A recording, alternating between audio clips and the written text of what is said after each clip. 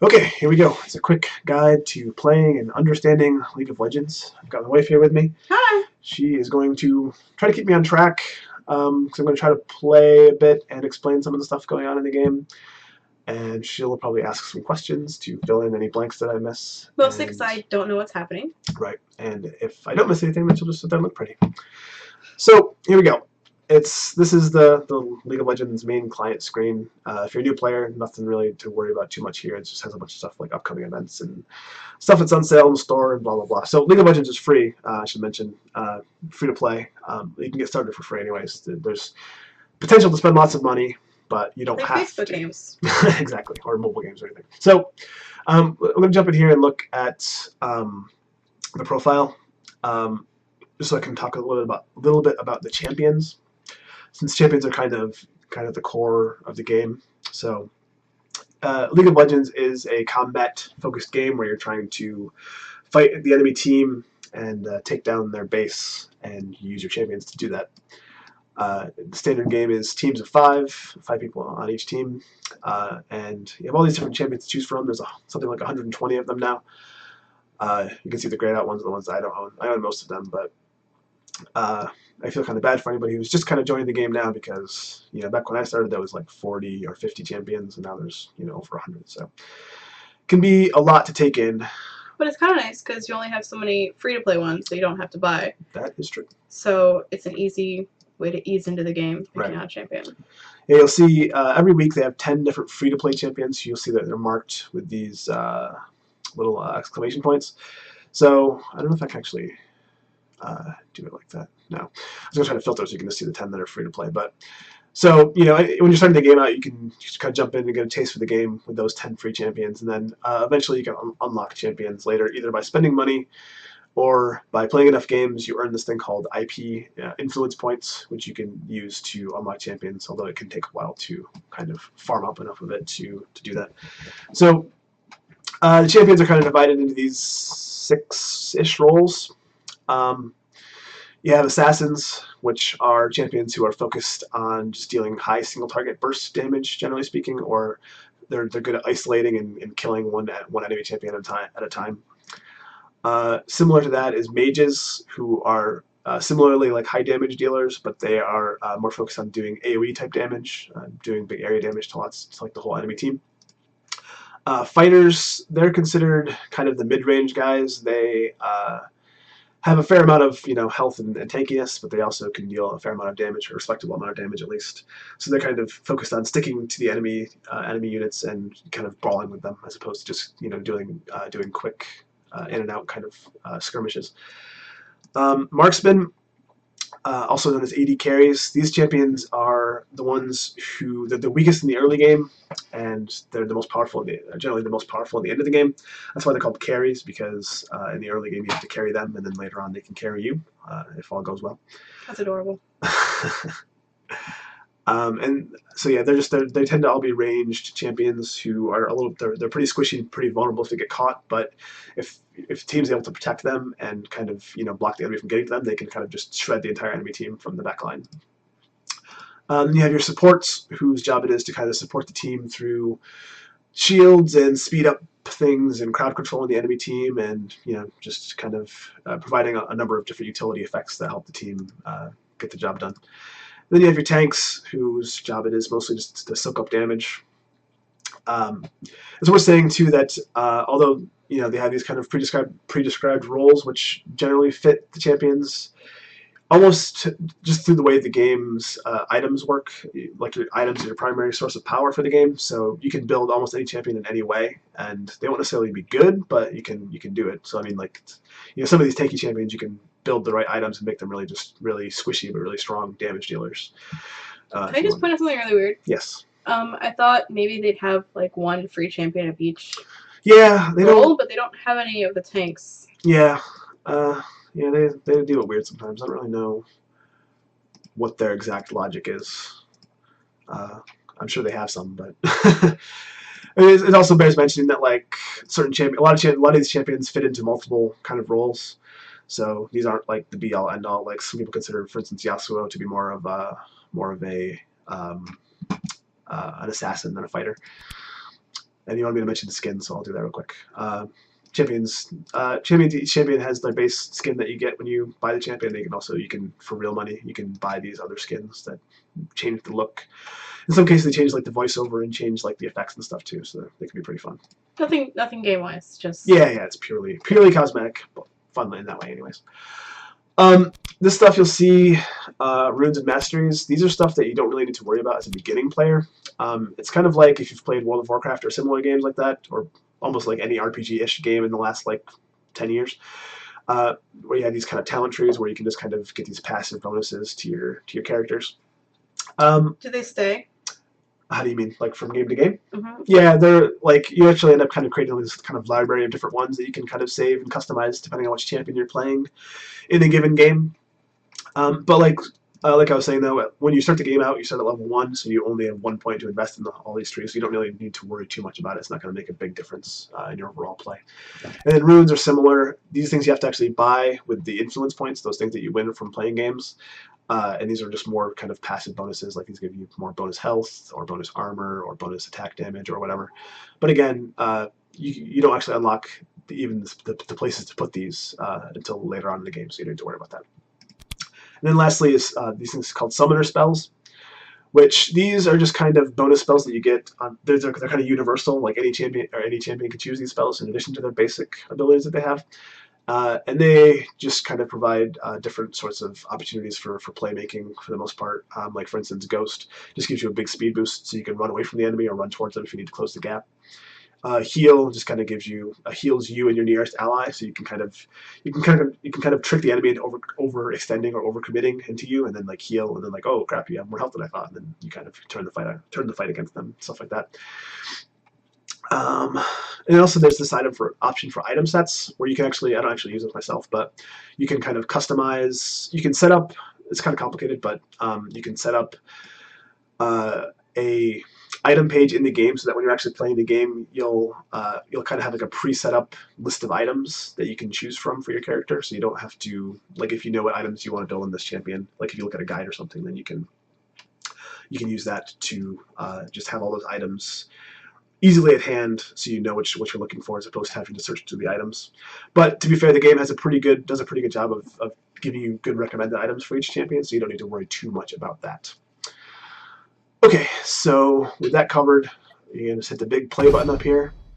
When you start the game, you're just gonna go to Classic, Summoner's Rift.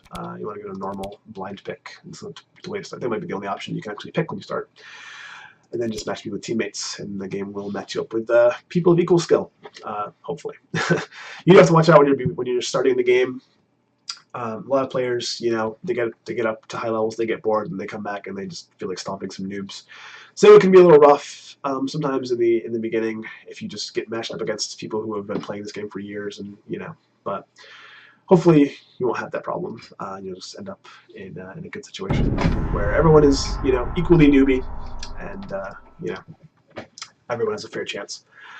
But obviously be prepared to lose because like any competitive game, you're gonna probably lose half of your games, probably more when you begin. So, all right, so this is the champion select screen. This is where you and your team can kind of confer to decide who's going where and who's picking what kind of roles and what kind of champions. Generally speaking, you'll see that people are calling these different things. They're saying ADC, top, mid, top, so on and so forth. Those things aren't going to mean anything to you when you're beginning the game. They refer to the different lanes in the game and things like that. But looks like I'm going to be the jungler in this game. So this is an opportunity to, generally speaking, just kind of confer with your team and decide who's going to pick what role and who's going to do what. It's a little tricky sometimes because sometimes people only like to play certain roles, or they can get a little salty about it if you don't if you want to play the role they want to play, people end up fighting over it. But especially in the early game, it doesn't really matter all that much, so you don't really need to worry too much about it. Am I missing anything? No. Oh, but you can always ask people if you're starting out and you don't know what to do. Oh yeah, that's true. Yeah, chances are you're gonna have somebody who at least has a couple of games under their under their belt, so they can at least give you an idea of what to start with or what to do. But again, it doesn't really matter all that much in the early game, or in the first couple of games. You'll get a grasp of it pretty quickly. Unless you care about learning. If you care about learning, ask. Most people are assholes, but sometimes people like each other. Alright, so the game's gonna launch now. I'm gonna have to restart this video for a quick second. I'll be right back. We'll be right back. That was weird. Okay. So for instance, my character's gimmick, Kha'Zix, is he's like this bug who has come into the world from like this kind of alien plane, and he is trying to devour as many things as he can so he can grow stronger. So his deal is that he kind of can evolve different parts of his body. So like he has like these wings that he can evolve to. One of his abilities lets him jump, and the wings make him jump farther. Where do you learn these backstories? Where do I learn these backstories? Well, they have Riot, the guys who make this game, they go through a lot of trouble to kind of introduce the lore behind these characters when they release a new one. So they have little stories and little. So it's just out there. Yeah, it's out there. Yeah, they used to have it in the game. For some reason, they got rid of it. I don't know. They used to have like a little lore section that you could kind of read during the game, but I'm not sure why they removed that.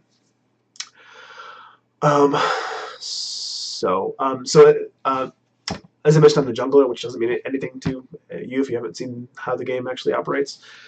What it basically means is that there's kind of these three clear lanes, which you'll see not very shortly because this person's loading extremely slowly. I guess they're playing the game on a toaster or whatever. But there's three like kind of main lanes that kind of go between your base, your team's base, and the enemy's base. And then in between that, there's this forest area called the jungle, where there's these neutral monsters who you can kind of kill to get golden experience.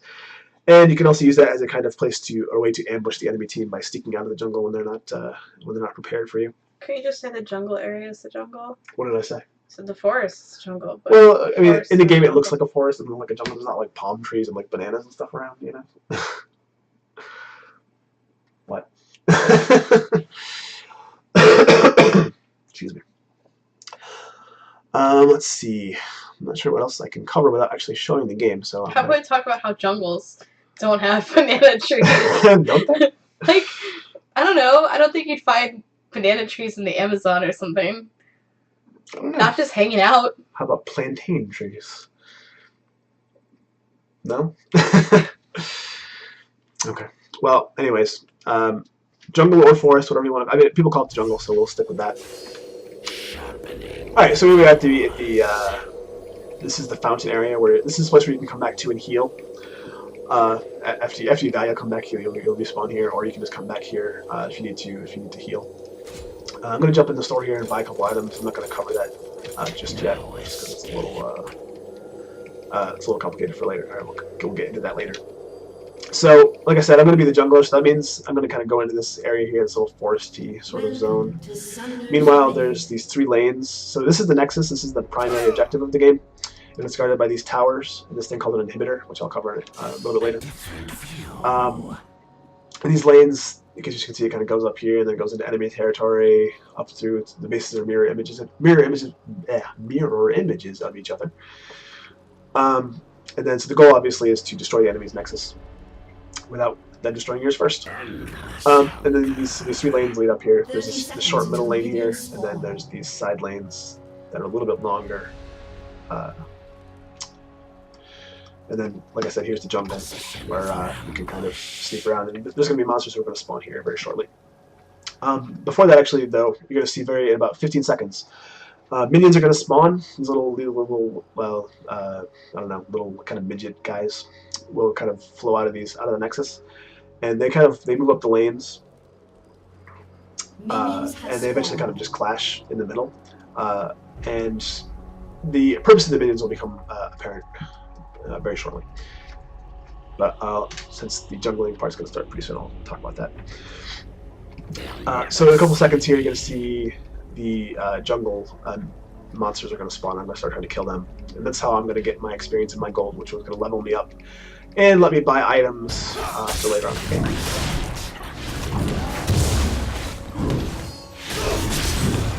So, pretty tough. You can do a lot of damage too. That's why only certain characters can really work well with jungle, because you gotta kind of take a beating.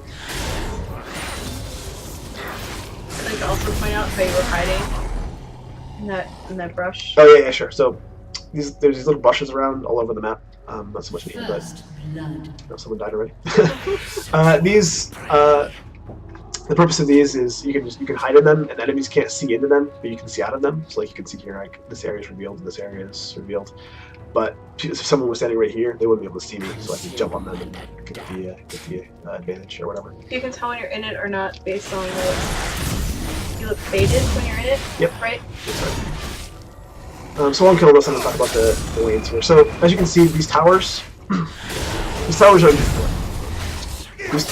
important because they deal a lot of damage. They can destroy, they can kill champions really, really quickly. Like 3 or 4 shots in the early game will kill you if you're a champion and you get hit by a tower. So what you end up doing is kind of using these minions as a kind of shield against the tower shots.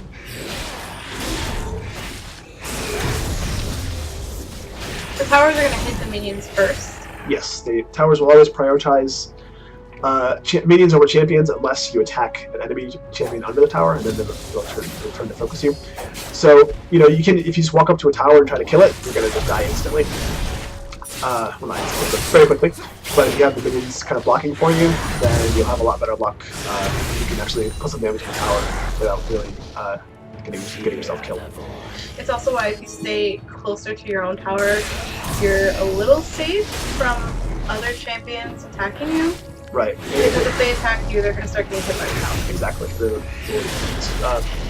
They call that when you kind of try to attack somebody under the tower, they call it tower diving, and it's usually a very, very risky kind of play to make. It can work if you play it right, but it can be extremely dangerous. So do not try it at home. Yeah, exactly. So these minions, as well as being kind of those little blocking areas for champions to get hits on towers, they have another purpose, or primary purpose even, of when you kill them, if you get the last killing blow on them, then you get gold. You always get experience no matter what if a minion dies near you, but you have to actually get the last hit on it to gain gold from it. So it's important when you're playing in the lane here to try to get that last hit on the minion. So that way you get more gold and you can buy more stuff and you can kill things more effectively. So that's the whole point of the thing. And you don't get gold from just hit. You have to get you have to get the last hit exactly. Go back. So I'm going to recall here, which just means that you just hit the B button and you kind of, or you can click on this thing down here. And this kind of brings you back to base. It takes like a 10-second cast time. You want to kind of be careful when you're doing it though, because you don't want to accidentally, if you're just kind of sitting out in the middle of nowhere and the enemy stumbles upon you while you're doing it, then that could be bad for you. Can you quit mid-recall? Yeah, you can cancel it out just by moving or whatever. Oh yeah, I forgot to actually cover how movement works. It's pretty simple. It's just, you kind of right-click around, you can move. The camera has 2 modes. I think by default it goes like this, where it's kind of locked to your character, but I think that's a horrible way to play. So you can unlock it and you can kind of free-scroll around the map if you want to. And then, but everybody, to each their own. Yes, to each their own. Yeah. You can be bad at the game if you want to. And then your abilities, they work on Q, W, E, and R. So every character has 3 basic abilities. They can kind of be leveled up in any order for the most part. And then you have your ultimate ability, which can only be leveled up starting at level 6, and then level 6, 11, and 16. And your ultimate ability, as you might imagine, is kind of your decisive main ability that really kind of defines your character more than anything. Every character also has a passive ability. For instance, Kha'Zix here, my character, whenever he becomes invisible to the enemy team, so like whenever they lose sight of me, I gain that bonus on my next attack that makes me slow the enemy with my next attack and do more damage. So that kind of plays into Kha'Zix's idea of him being this kind of predatory alien creature who kind of sneaks out of places and then gets to ambush some people and kills them. I just want to say he looks like a Pokemon. Sure, a lot of characters look like Pokemon in this game. Nothing wrong with that. So I'm not really doing my job too particularly well in this game.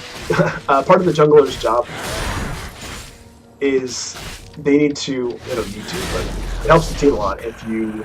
So there's an enemy near here. Is there? I didn't see. Since there's this fog of war here where you can't really see what's happening, the enemy team, I can't see what's happening in their jungle at all, and they can't see what's happening in our jungle really. So that gives me the advantage of being able to kind of come out of jungle when the enemy might not be expecting me and kind of sneak behind them or sneak around them so I can easily kill them. But for the most part, there's not too many good options for me because like this guy's already winning anyway, so I don't really need to help him. And like when it's like this in the middle, it's kind of hard to get around the enemy and get a good position on them. But like, say if I was the enemy jungler, I would want to sneak up here. Let's like see my teammates are pushed way up into the enemy's base or almost into the enemy's base. If I were to sneak up or sneak down from like around here and cut them off from behind, that'd be very advantageous. So, like I was saying, the Fog of War issue kind of makes it so you can stick around the enemies, but lose my train of thought. There's things you can buy called wards, which I don't have any on me at the moment, but I'll try to get some next time I go back to the shop. There's items that you can buy from the shop that you can place them around just anywhere in the field, and they provide a little radius of vision, and then you can use that to kind of guard your flanks against the enemy.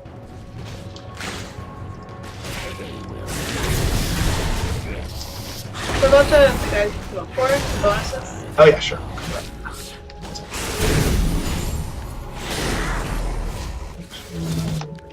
Okay, so in the river here, you see like you can actually see on the mini map here. There's this giant skull-looking icon or whatever. So here is what's called a dragon, and then up here later on, there's going to be a monster called the Baron, or Baron Nashor. An ally has been slain.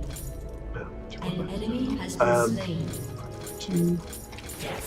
These guys act as kind of these neutral objectives that they're kind of like mini bosses. They take a lot of effort to kill. They usually take like at least 2 or 3 members of a team for Dragon, and probably usually all 5 members of the team for Baron. But if you do kill them, you get a big boost of gold for the whole team and experience for the whole team. So it can be a really hotly contested objective in the game. It can be like a focal point of fights later on in the game, just because the advantage of killing it is so strong that it's worth fighting over. Is it worth it to give up like maybe a tower or something to go and? It can be. It really depends on the situation. There's definitely times when that's actually what you'll see a lot in competitive games. Is like if one team is like definitely going to take the Baron, the other team will try to position to take a tower and they try to get a response. So actually you can see the enemy just killed the dragon. Yes, and I wasn't paying attention. I'm unfortunately not very good at this game while I'm trying to talk and explain at the same time. So yeah, the enemy team just probably just snuck that without any of us even noticing, so that was good for us.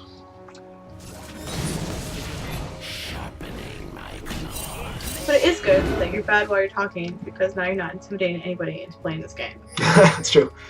You can just look at me and you'll at least be as good. To see how much fun it is, even if you're bad at it. That is true. I am actually terrible at this game, so I have lots of fun and I play way too much, so... And he's talking about it, so there's that. So this is the power die, that's well, almost executed well. And then this guy's gonna come around and try to sneak around. Yep, he's gonna jump on the tower. Let's see. So as you can see, like way down in the game, people get a lot more mobile. So in the beginning, people kind of tend to try to stick to their lanes, but as the game goes on, it gets a little bit more active and mobile. People moving around and trying to make plays. What does MB mean? My bad. Let's go do something now. Oh, yeah.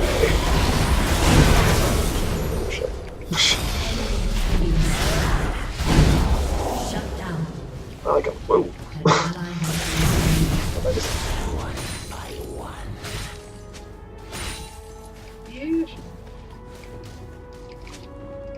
And since she's trying to come, she's gonna try to come and finish me off. But probably get quick. Yes, and skewer. So yeah, I think I want to say I covered everything. Oh, the brush. I covered the brush. A little bit, but when you're in the brush, you can still get hit. Oh yeah, sure. But not with the targeted attacks. Yeah. So like if you look at so my Q ability, this Taste Their Fear, which is like a little claw attack. I can only hit enemies that I can see, so if someone's in the brush next to me, I can actually hit them. Or if I use this ability, this little spike shooting thing, it's a skill shot, which means it just kind of fires in whatever direction I tell it to fire. So if I know somebody's in a brush or whatever, I can hit them with that and drop on them with that. So that's May 6. That should get you started if you're interested in trying to play this game. But I guess since I'm gonna have to play the game out anyway, so I might as well just finish it. And you know, if you want to finish watching this game, then go for it. I'll try to keep adding some more commentary as we go. But if not, then now's a good time to.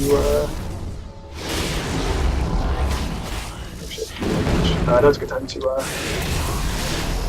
Bye. Just go jump in the game. Yeah.